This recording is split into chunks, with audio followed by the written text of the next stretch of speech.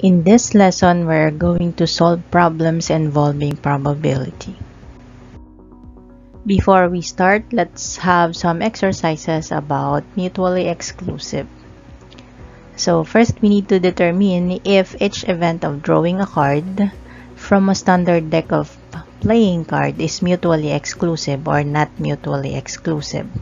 When we say mutually exclusive, it means these are events that have no commonality or these are disjoint set. Kapag naman not mutually exclusive, so kabaliktaran lang siya, meron siyang commonality or may intersection. So let's start with the first one, probability of getting 3 or 10.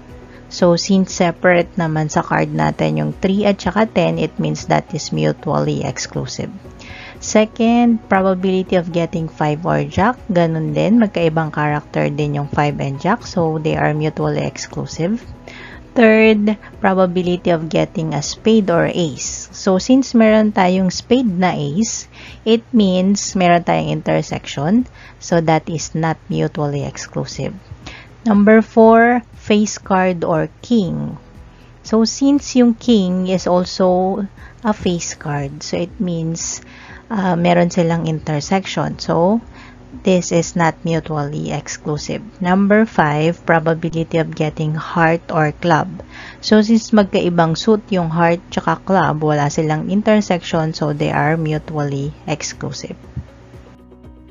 Next set, again, determine ulit kung yung following events natin ay mutually exclusive or not. First, getting a 6 or number divisible by 3 when rolling a dice. So, sa dice natin, ang mukha lang niya ay 1, 2, 3, 4, 5, and 6. So, getting a 6 and divisible by 3 is not mutually kasi yung 6 is also divisible by 3. So, may intersection, may commonality sila. Number 2, getting a jack or an ace when picking a card from a standard deck of cards. So, magkaibang character din yung jack at saka yung ace sa ating standard deck of cards. So, they are mutually exclusive. Number 3, selecting a blue or red when picking a ball from a box that contains 10 blue balls and 15 red balls. So, since yung bola natin magkakaiba yung kulay, dalawang klase ng kulay lang, which is blue or red, it means they are mutually exclusive. Next, number 4, selecting a letter A from the word probability or a vowel. So, yung A natin is included din sa vowel. So, remember, yung vowel natin, those are A, E, I, O, U. So, it means A is also a vowel. So, it means it is not mutually exclusive. Last one is getting a head or tail when tossing a coin. So, yung coin natin, dalawa lang naman yung face niyan. It's either head or tail. So, it means they are mutually exclusive. Next, recall tayo sa pagkuha ng probability of mutually exclusive events. So, when we say mutually exclusive events is we have two events, A and B, which are mutually exclusive, then the probability that either event A or B occurs is the sum of their probabilities kasi nga wala naman silang intersection. So, that is probability of A or B is equal to probability of A plus probability of B. So, kunin mo lang yung probability ng unang set plus yung probability ng pangalawang set. Or, it comes in this way. So, ang pinagkaiba lang nila is we're going to use or yung symbol na U for the union. It means, kapag ganito yung gagamitin nating formula, yung intersection ng dalawang set na given natin ay 0. So, wala silang commonality because they are mutually exclusive. Kapag ilalagay naman natin sila sa Venn diagram, ganito ang kanilang itsura. Yung set A and set B ay magkahiwalay. Wala silang intersection. Next naman, we need to recall again yung probability of not mutually exclusive event. So, masasabi nating not mutually kapag yung A and B are not mutually exclusive, then the probability that either event A or B occurs is the sum of their probabilities decreased by the probability of both occurring. So, ibig sabihin, i-add pa rin natin yung probability ni A plus probability ni B, pero ima-minus natin yung probability kung saan sila nag-intersect, o yung A and B. And means intersection.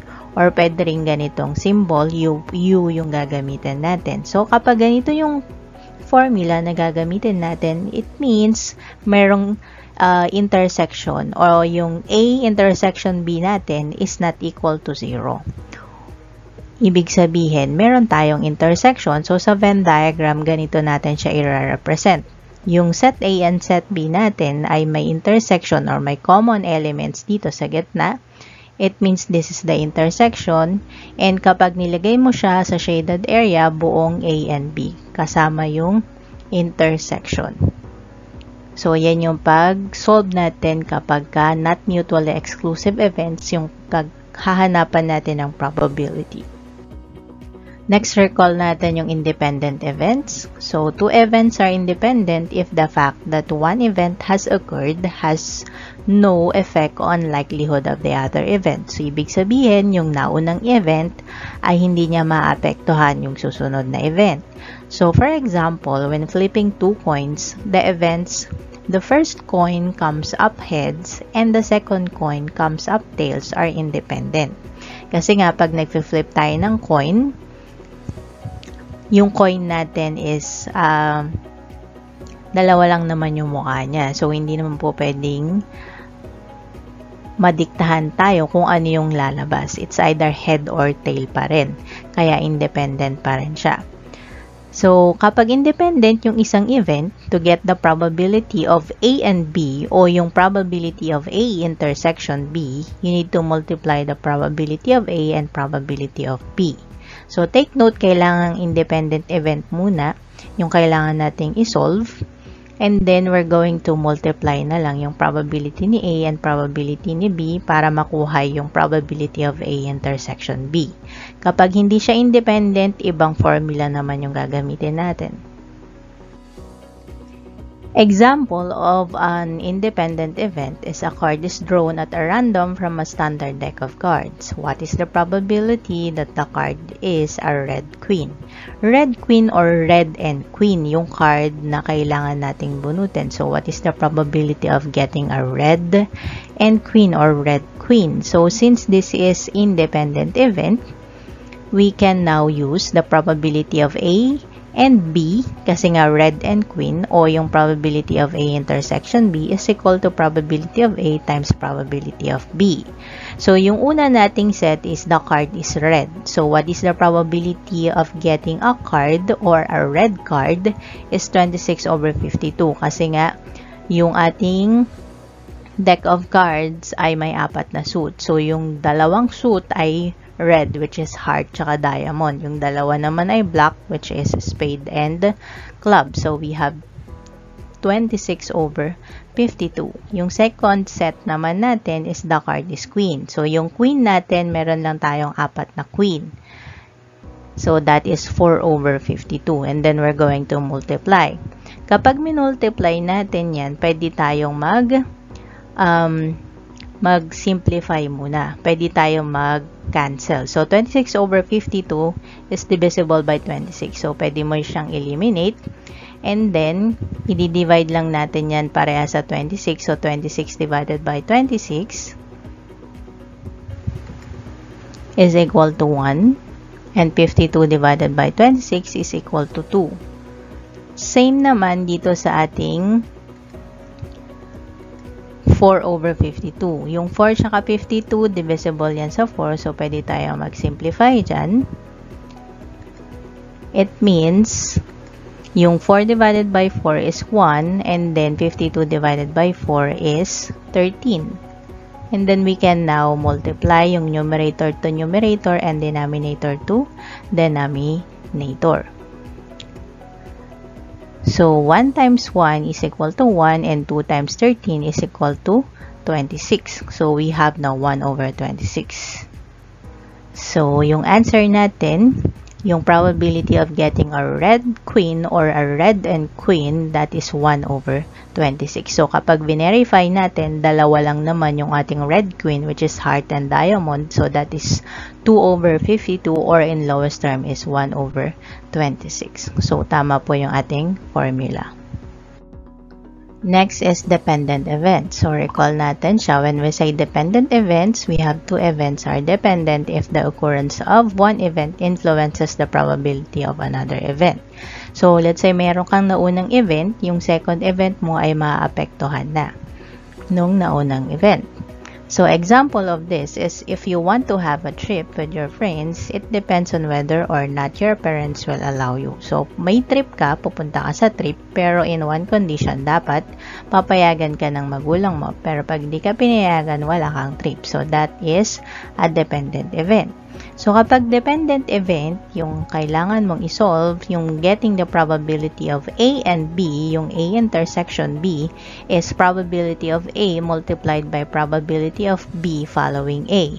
This is a straight bar. It is not the same with the division bar. So it means yung B followed by A. Yan lang yung ating representation for that. Let's have an example of dependent event. So, two cards are chosen at a random from a deck of cards or 52 cards without replacement. What is the probability of choosing a 10 and 9 in order? So, kailangan natin kumuha ng dalawang cards at a random. Pero, kailangan natin kumuha ng 10 and 9 in order. So, unang munang bunot, dapat makakuha ka ng 10. Pangalawang bunot ay 9. And take note without replacement. So, pagkakuha mo ng unang card, hindi mo na pwedeng ibalik yung nauna mong nabunot. So, ibig sabihin sa pangalawang bunot mo ng card, nabawasan na yung iyong sample space. So, since this is a dependent event because of the word without replacement, para makuha yung probability of A intersection B is equal to probability of A multiplied by probability of B following A. So, ano ibig sabihin nito? So, let's say sa unang bunot mo, yung probability na makakakuha ka ng 10 is 4 over 52 dahil complete pa yung cards mo. Complete pa rin yung 10 cards. So, sa pangalawang draw mo, hindi mo naman ibabalik yung nauna mong nabunot, so it means nabawasan na yung sample space mo. So, yung probability na makakakuha ka ng 9 following 10 is 4 over 51. So, yun yung ibig sabihin nito. Mababawasan na kasi yung sample space mo. Kapag ka magsosolve tayo nito, kailangan natin i-verify kung without replacement or not. Especially kapag standard deck of cards yung ating topic. So, multiply lang po natin 4 over 52 multiplied by 4 over 51. So, para ma-solve natin yan, pwede muna natin i-simplify yung 4 over 52. So, yung 4 over 52, pwede natin siyang i-lowest term. So, kanina na lowest term na natin yan, that is 1 over 13. And then, we can now multiply. So, 1 times 4 is equal to 4 and 13 times 51 is equal to, ayan, ito yung lowest term. So, 1 times 4 is equal to 4 and 13 times 51 is equal to 663. So, yan po yung ating final answer. This is the probability of A intersection B or probability of getting 10 following by 9. Next, recall tayo sa complementary events. The complement of any event A is the event that A does not occur o yung A complement natin. So, yung complement ng event A ay yung kabaliktaran niya kung saan hindi nangyari si event A. So, let's say meron tayong Venn diagram dito. We have set A tsaka set B. So, si set A, ang element niya ay toss an even number kasi nga we have 2, 4, and 6. So, ibig sabihin yung complement niya ay yung wala sa loob ni A pero nasa universal set. It means those are odd number. Yan yung A complement. So, ano yun? We have 1, 3, tsaka 5. Kasi nga ito yung buong bilog ng A. So, yung nasa labas ng A na nasa universal set or nasa rectangle pa rin ay 1, 3, tsaka 5. Next naman sa set B is toss a number less than or equal to 4. So, yung set B, ang element natin ay 1, 2, 3, tsaka 4. So, nasa loob yan ng set B. Pag dinescribe natin yan, that is a number less than or equal to 4. Ang complement naman niya, yung number na nasa labas ni B. So, 1, 2, 3, 4 ang nasa loob. Ang nasa labas niya ay 6 at saka 5. So, it means yung complement ni B or B complement is toss a number greater than or equal to 5. Next is yung A union B. Yung A union B, kunin lang natin yung lahat ng element ni B tsaka element ni A including yung kanilang intersection. Pero mention once lang. That is 1, 2, 3, 4, and 6. So, it means yung A union B complement niya is yung 5. Yung 5 lang naman ang hindi nakasama sa A union B. So, neither A nor B occur pag sinabi natin A union B complement. So, in complementary event, if A is an event, the probability of the event not A is, gamitin natin tong formula na to. Probability of A complement, yung apostrophe na yan, means complement also. Same with the letter C, so is equal to 1 minus probability of A. So, kailangan natin i-familiarize tong formula na to. So, we have here yung ating Venn diagram. Let's say, meron tayong set A dito. So, para makuha mo yung complement niya, isubtract mo lang yung probability ni A sa 1 para makuha mo si probability of A complement. Or, we can also familiarize with this formula. So, pag in-add mo si probability of A plus probability of its complement is equal to 1. Kapag ka naman minus mo si probability of A complement from 1, ang answer is probability of A. On the other hand, 1 minus probability of A is equal to probability of its A complement. So, yun yung mga dapat nating tandaan. Lagi magkabaliktad lang si A complement at saka si probability of A. Let's have an example of complementary event. Let's say may set A tayo, at least one head on 2 coins flip. So, at least one head. Isang head pataas lang yung kailangan natin kapag meron tayong 2 coin na flip. So, yung kanyang complement, dahil kailangan natin ng one head pataas, ang complement niya ay no heads or puro tail lang dapat yung lalabas. So, ito yung Venn diagram natin. Yung set A natin, ang element niya ay head, tail, tail, head, tsaka head, head. Ito lang yung merong at least one head. So, isang head pataas. Itong tail, tail, wala naman siyang head. So, this is our A complement. So, ito nga po yung element ng ating A, H, H, H, T, tsaka TH. Yung A complement natin is tail, tail. So, to solve for probability of A, since isa lang yung head-head, that is 1/4, head-tail is 1/4 also, tail-head is also 1/4. So, add lang po natin yan, that will be equal to 3/4. Then, yung probability of A complement, since isa lang naman yung tail-tail, that is equal to 1/4. And minsan, mas mabilis tayo mag-solve kapag isa lang yung kailangan nating tignan or mas konti yung titignan natin. So, we can now use the complement formula. So, to solve for probability of A, pwede natin gamitin yung 1 minus probability of A complement. Yung A complement natin is 1/4. So, 1 minus 1/4 is equal to 3/4.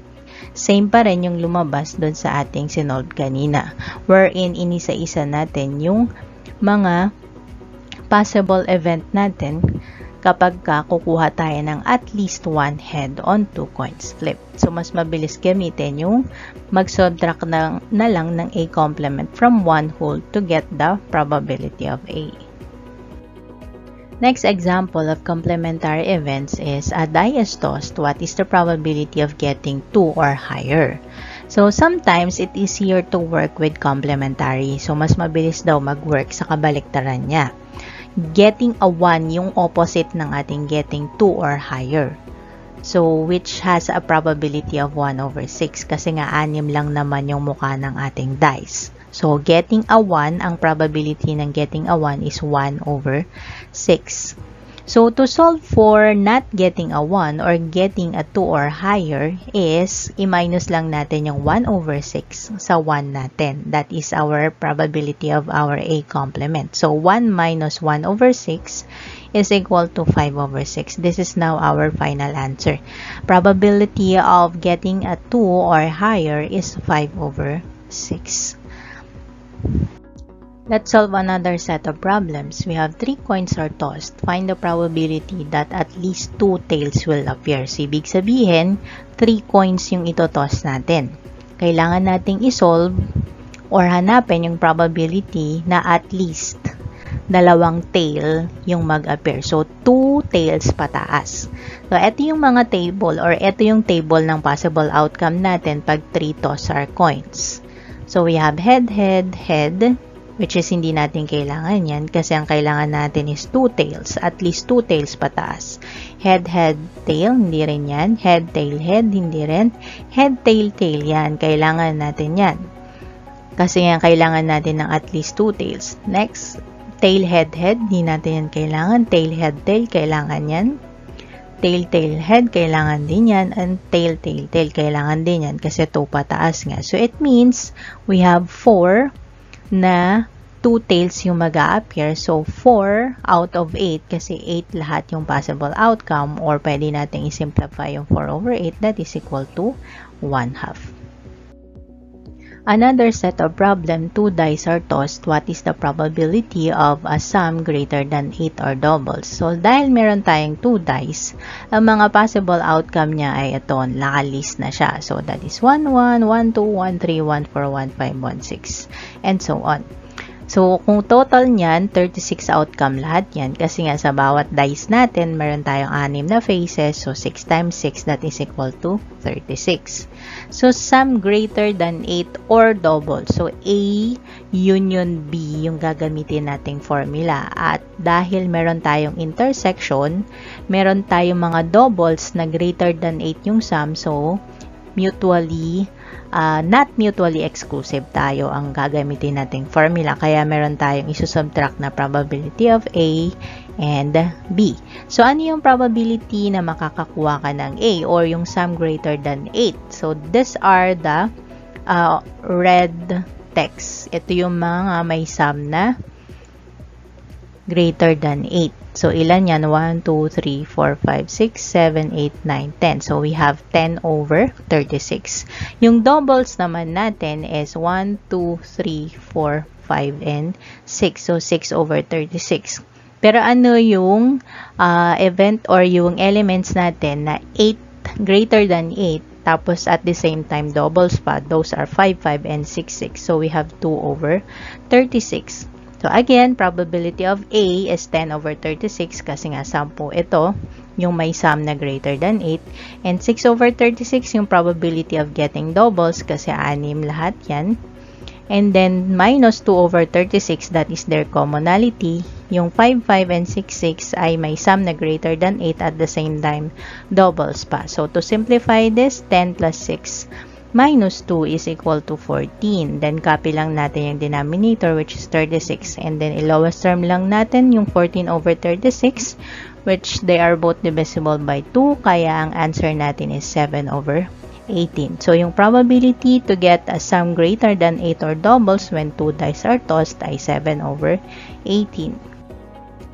Next problem, in order to prevent COVID-19 pandemic to spread rapidly, Jin volunteered to give box contains face mask. Consider the box contains 14 red masks, 12 blue masks, and 19 yellow masks. Suppose that the 2 masks are drawn, one after the other without putting back the first mask. Find the probability that both are blue. So, dahil kailangan natin ng both are blue, so it means we need to get the intersection. So, putting back the first mask without putting back the first mask, it means that is dependent event. So, getting 2 masks which are both blue.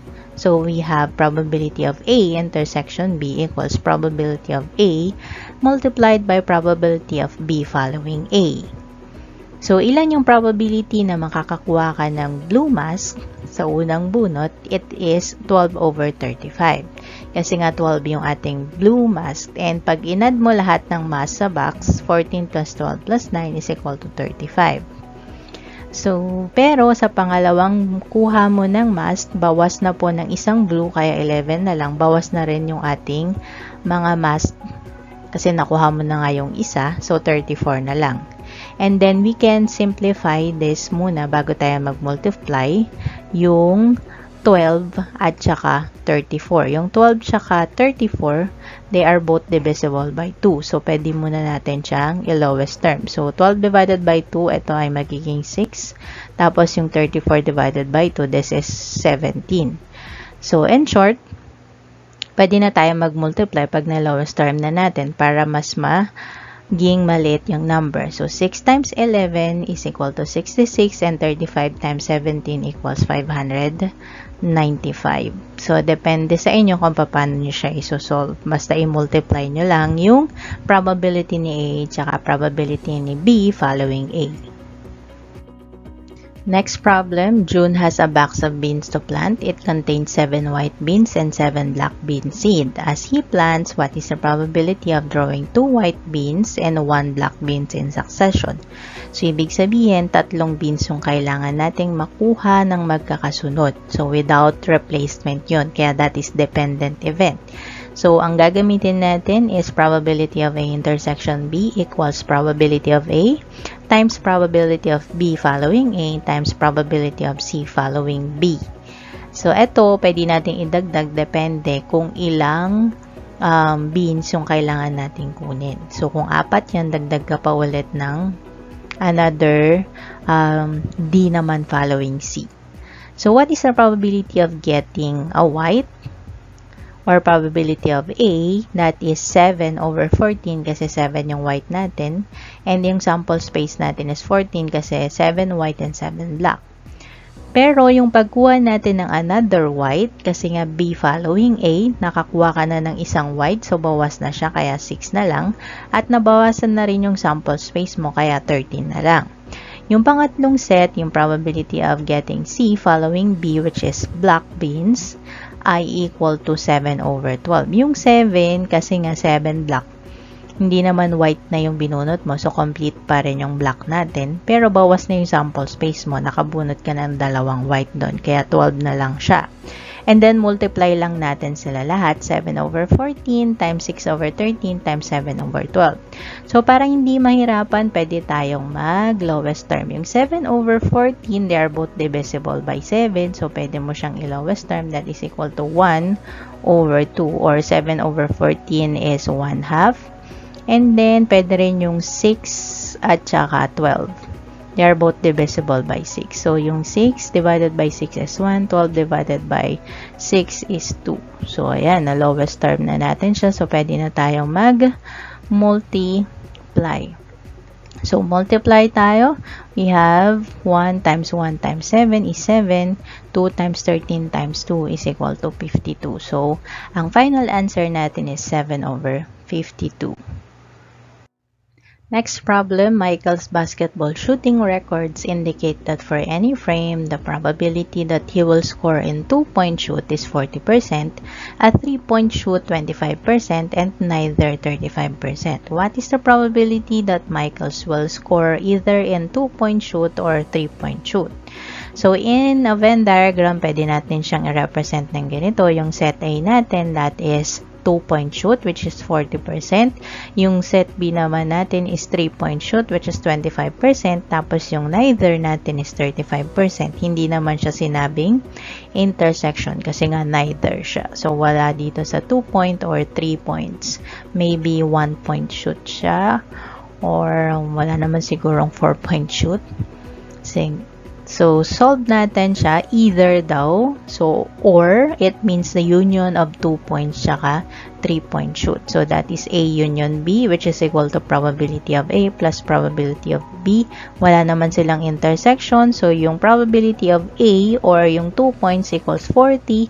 Probability of B or 3 points is 25. Yung neither natin, which is 35%, in-neglect na lang natin siya. So, yung probability of A union B equals 40% plus 25%, which is equal to 65%. Yung probability that Michael's will score either in 2 points shoot or 3-point shoot. Next problem, out of 120 students, 71 are members of athletics, 64 are members of band, and 35 are members of athletics and band. What is the probability that the students participate in athletics or band? Another question, what is the probability that a student does not participate in athletics or band?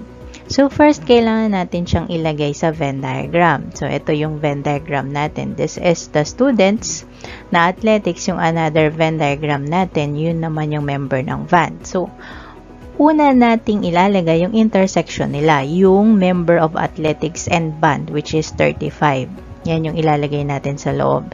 And then, yung buong set A is 71. So, 71 minus 35 is equal to 36. Tapos, yung 64 naman, yan yung set B. So, 64 minus 35 is equal to 29. And then, kailangan daw ang total ng students natin ay 120. So, i-add natin lahat to, 36 plus 35 plus 29 is equal to 100. So, kulang pa tayo ng 20. Yung 20 na yun ay nasa labas lang ng ating dalawang set. So, yung answer natin, what is the probability that a student participates in athletics or band? It means we need to solve for the probability of A union B, which is probability of A plus probability of B minus probability of A intersection B kasi nga meron silang commonality. So, i-add lang natin yung probability ni A, which is 71 over 120. Yung probability ni B ay 64 over 120 minus probability of A intersection B, which is 35 over 120. So, 71 over 120 plus 64 over 120 minus 35 over 120 is equal to 100 over 120. Pero pag nilowest term natin, they are both divisible by 20, kaya that is equal to 5 over 6. So, 5 over 6 yung probability na yung student ay nag-participate sa athletics or band. And then, what is the probability that a student does not participate in athletics or band? So, ito yung kanyang complement. So, we need to solve for probability of A union B complement. So, we need to subtract 5 over 6 from 1 whole. So, 1 minus 5 over 6 is equal to 6 over 6 minus 5 over 6. Kapag ginawa nating similar term, that is equal to 1 over 6. So, 1 over 6 yung mga students na hindi member ng athletics or band.